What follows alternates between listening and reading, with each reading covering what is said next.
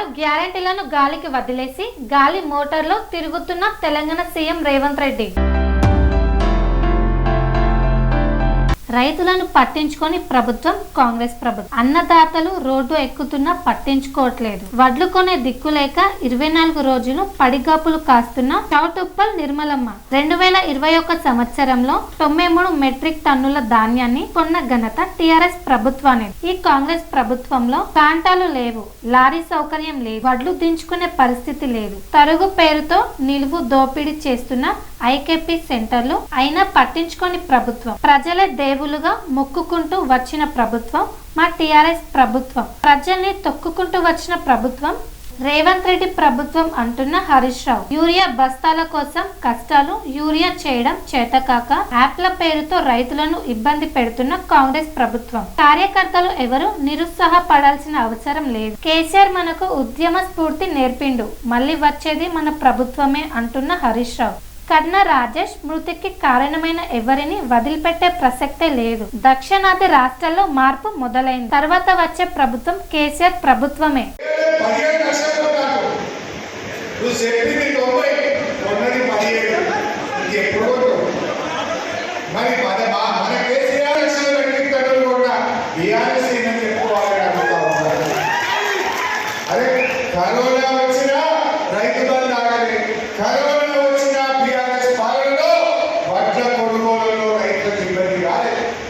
ఈ కాంగ్రెస్ కరోనా కంటే డేంజర్ అయిపోయింది. కరోనా కంటే డేంజర్ అయింది. కరోనా మనుషుల ప్రాణాలు తీసింది. కాంగ్రెస్ రైతుల వసూలు పోసుకుంటా ఉంది, రైతులను ఏడిపిస్తా ఉంది. ఇలా రైతులకు అన్ని కష్టాలు. ఎరువు బస్తాలు కావాలంటే కష్టాలు. కోరాలో ఒక ఆక్రోశ కేంద్రానికి యూరియా అమ్మతలేమో అడుగుతుంది. యూరియా అమ్మతలేదు.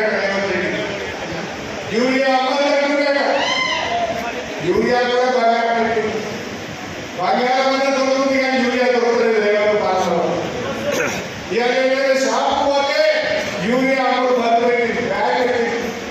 అది కూరగాయలు పండించే రైతులు ఉంటాయి, బత్తాయి తోటలు ఉంటాయి, చెరుకు తోటలు ఉంటాయి, పామాయిల్ తోటలు ఉంటాయి. మరి వాళ్ళకి యూరియా అవుతా వాళ్ళైతే వేయాల్సిందే కదా. అంటే ఇవాళ ఈ ప్రభుత్వం యూరియా సరఫరా చేయడం చేతగాక మొన్నటిదాకా యాప్ పెట్టింది, ఇప్పుడేమో బ్యాగ్ పెట్టింది. బ్యాగ్ పెట్టింది మొత్తానికి యూరియా బిడ్డలు యూరియా బ్యాగ్ పెట్టావు. రేపు ఒక నిరుద్యోగి కానీ ఇంతవరకు సహాయం అనేటువంటి పరిస్థితి. అన్ని వర్గాలు మోసం చేసుకుని వచ్చింది కాంగ్రెస్ పార్టీ. అందుకే ఇలా మీతో కోరేది ఒకటి, కార్యకర్తలు కలిసిమెలిసి ఉండండి. ఆనాడు కేసీఆర్ పాలనలో చాలా మంచి కార్యక్రమాలు జరిగినాయి. ఈ నియోజకవర్గం ఎంతగానో అభివృద్ధి జరిగింది. మోతే కానీ, అదేవిధంగా నడిగూడెం కానీ, మునగాల కానీ, ఆ రోజు కాళేశ్వరం జనాలు తెచ్చి ఈ ప్రాంతంలో పాలించింది టీఆర్ఎస్ పార్టీ. అంతకుముందు ఉత్తమ్ కుమార్ రెడ్డి ఎమ్మెల్యే ఉండే, మంత్రిగా ఉండే. ఎన్నడైనా మోతల్లో, మునగాల కాలువల్లో, నడిగూడెం ఎస్ఆర్ఎస్పీ కాలువలో నీళ్లు వాడినాయా? టీఆర్ఎస్ వచ్చినట్టునే ఆ ఎస్ఆర్ఎస్పీ స్టేజ్ 2 పనులు పూర్తి చేసాం. గోదావరి జలాలను, కాళేశ్వరం జలాలను ఆ ప్రాంతంలో పాలించి చూపించాం. కానీ మీరు గెలిపించిన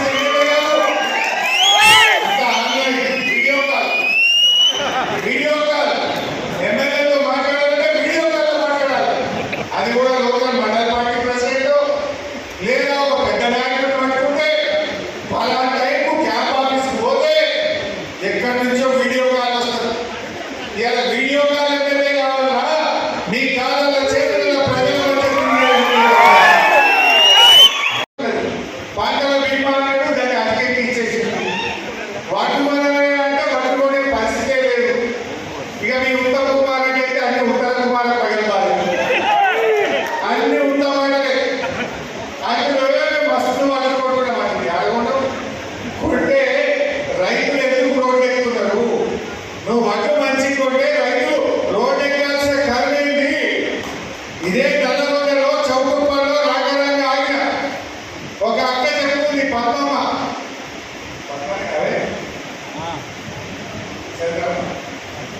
నిర్మల అంటున్నది, సార్ నేను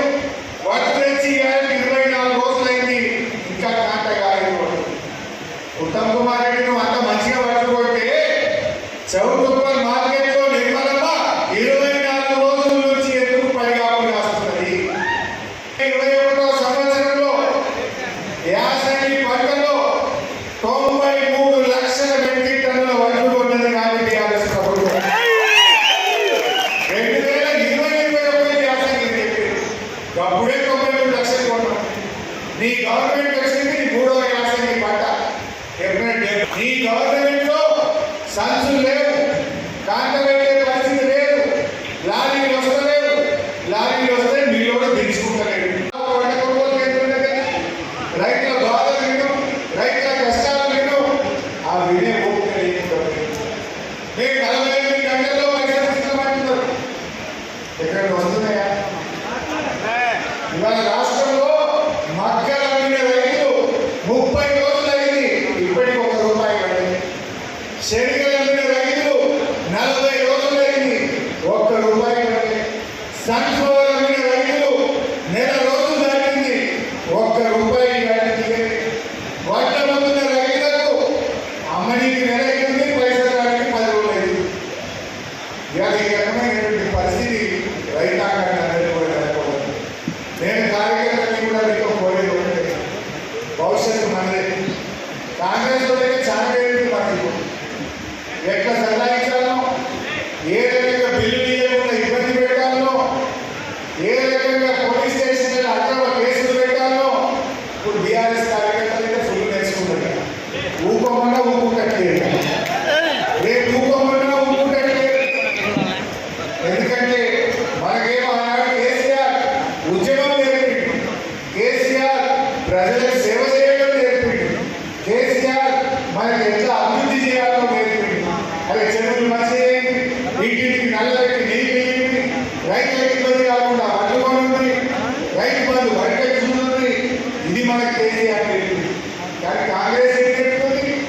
ఎట్లా కేసులు పెట్టాలి, ఎట్లా అక్రమంగా సంపాదించాలి, బిల్లులకు కమిషన్లు, ఇవాళ భూ మార్పిడి జరగాలంటే కమిషన్లు, ఇది ఇవాళ కాంగ్రెస్ నేర్పుతుంది.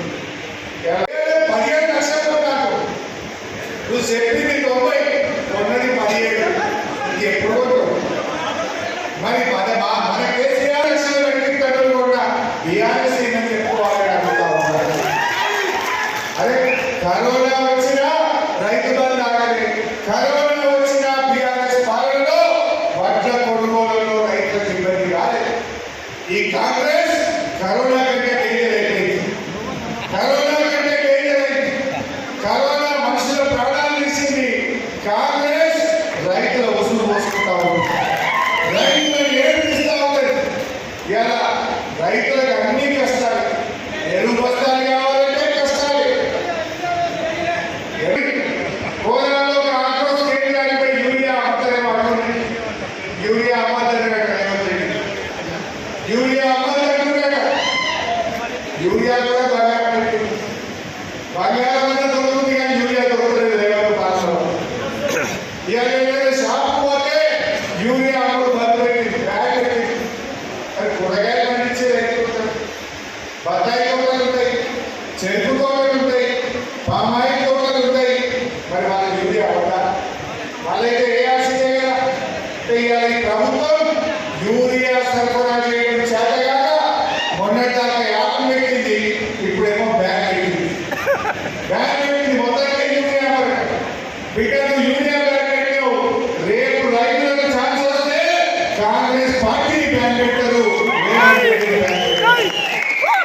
ఒక నిరుద్యోగి కానీ ఇంతవరకు సహాయం అనేటువంటి పరిస్థితి.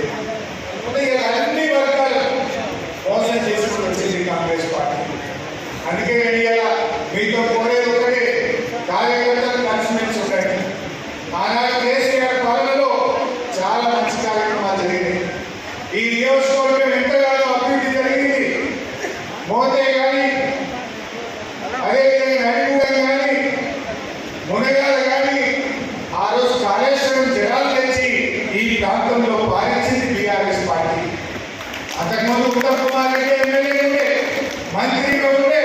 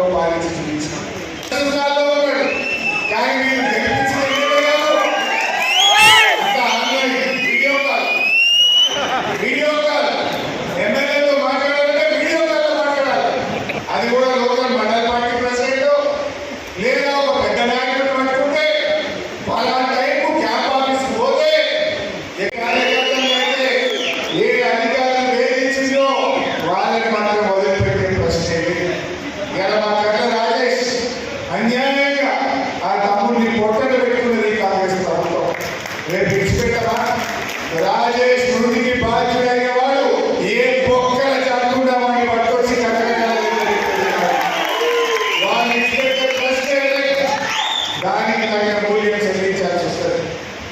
దానికి కట్టబడ్డది కాదు, సగం పీరియడ్ అయిపోయింది.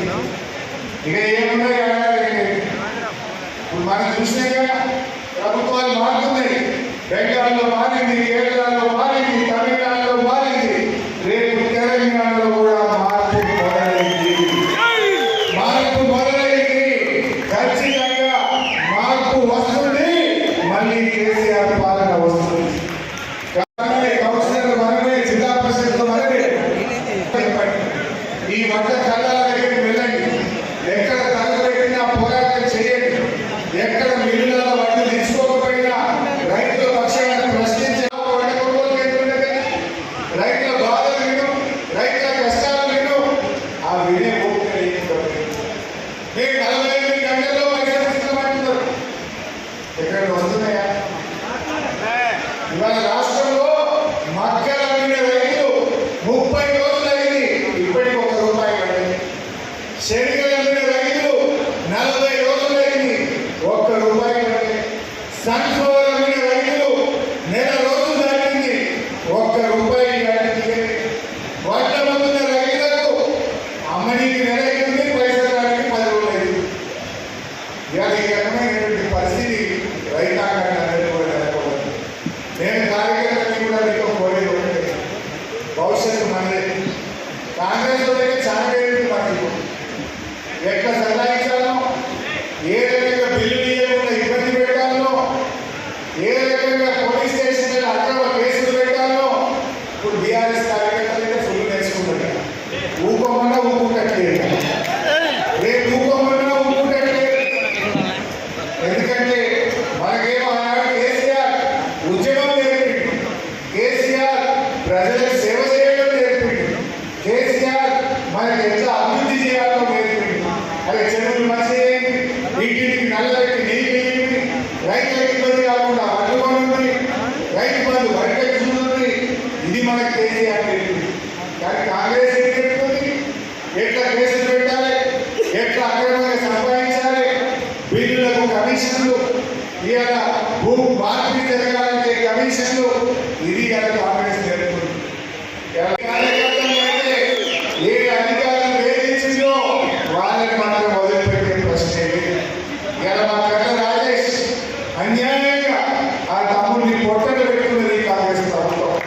రేపు విడిచిపెట్టమా? రాజేష్ మృతికి బాధ్యుడైన వాడు ఏ బొక్కల చదువుకుండా వాడిని పట్టుకొచ్చి వాళ్ళు ఇచ్చిపెట్టే ప్రశ్నే లేదు. దానికి తగిన మూల్యం చెల్లించాల్సి వస్తుంది. దానికి కట్టబడ్డది కాదు, సగం పీరియడ్ అయిపోయింది. ఇక ఏమున్నాయి ఇప్పుడు మనం చూసినాక ప్రభుత్వాలు మారుతున్నాయి.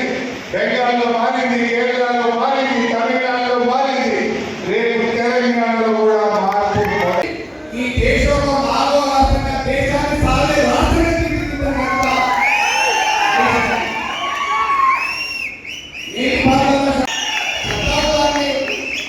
అనిపించిన ఘనత కూడా హరిచంద్ర. నేను పొగడితే ఆయన కోసం పొగడితో నచ్చలే ఉన్నన్నింటిగా కొడుతున్నాడు. నేను